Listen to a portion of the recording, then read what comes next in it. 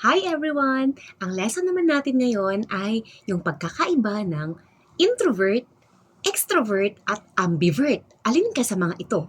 Unahin natin yung introvert.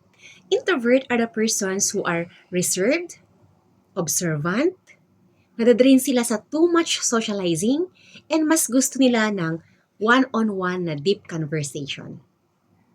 Yung source of energy naman ng mga taong introvert ay solitude, yung gusto nila mapag-isa lang. And then, reflection and internal thoughts. Kaya, mas gusto nila yung me time.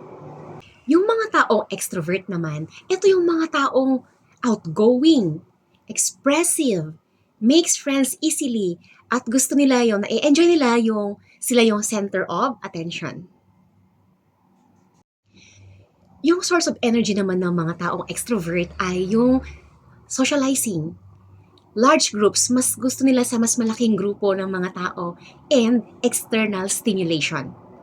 So, most likely, mas gusto nila yung maraming mga kasama and maraming mga friends. Now, yung ambivert naman, ito yung mixture ng dalawa. They can be talkative or they can be quiet. They can also be good speakers or good listeners. They are also flexible in any situation. Yun yung mga ambivert.